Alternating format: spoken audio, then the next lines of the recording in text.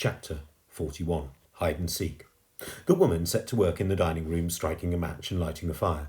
Soon plumes of thick black smoke were snaking up the chimney. Desperately, Stella started clambering upwards again. Her eyes were watering buckets. In next to no time she could hardly breathe. Within moments the smoke had plunged the shaft into total darkness, and now she couldn't see a thing. Suddenly Stella lost her grip and was falling down the tunnel straight towards the fire. Her body bounced off the sides of the chimney, sending soot raining down alongside her.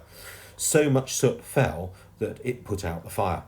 "Darn it!" shouted Alberta, as Stella managed to halt her fall just inches above the open fireplace and begin to clamber all her way up again. Soon she reached the very top of the house and squeezed herself out of the chimney pot and onto the roof. Stella lay there for a moment on the snow, gasping to fill her lungs with air. But just as the girl opened her eyes, she saw the top of a ladder appear on the edge of the roof. There was no stopping this evil woman. Soon a shock of soot-encrusted red hair appeared, and then two sharp black eyes, and then a wicked grin. "Our little game of hide and seek is over. Auntie's found you." The woman hoisted herself up onto the roof and stood for a moment, wobbling slightly. "Now, it's your choice, child.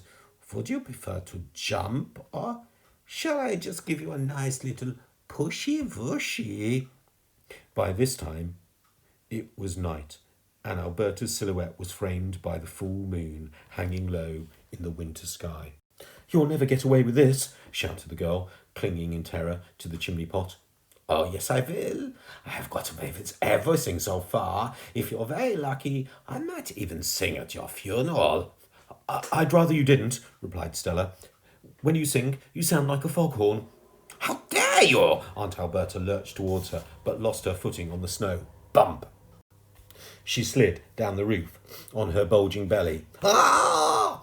Just as Stella was hoping the woman might plunge to her death, she managed to grab onto the guttering with her fingers. At first there was silence as Alberta dangled there, and then the girl heard her aunt say, "Stella, Stella Vella." Her voice was soft and sweet now, as if she was the nicest auntie in the world. "What?" demanded the girl. "Would you mind awfully giving your dear old auntie a handy-wandy?" "No." "Pleasey weasy?" "Why on earth should I?" demanded the girl. Alberta's weight was too much for her short, stubby fingers. One by one, they were beginning to slip off the guttering. The tone of her voice darkened. "Child, if you do not help me, you're going to get the blame for everything. Your parents' little accident, killing your dear old auntie." "But I never did," protested Stella.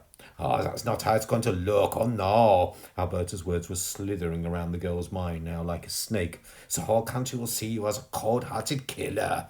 You'll be locked away for 100 years. That's if they don't send you straight to the hangman." Stella didn't know what to think anymore. But I haven't done anything wrong," she protested. "Oh, letting me die like this would be murder. murder.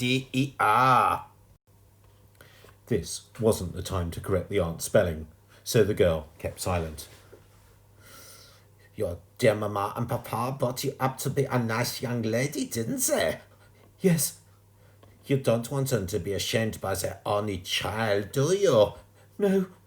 "Then give me your hand," said Alberta. "I promise I won't hurt you." Tentatively, Stella slid herself to the bottom down of the sloping roof towards her aunt. "There's a good girl," encouraged her aunt. "Trust me, child. I promise you nothing bad is going to happen." Stella stretched out her hand towards the woman. Alberta grabbed it firmly and yanked her niece off the roof. "Ah!" screamed the girl. She flew through the air. She just managed to grab onto Alberta's ankle. The woman looked down at the girl, clinging on for dear life. "If I can't have sex before, then no one can." And with that, the woman let go of the guttering, and the pair plunged down.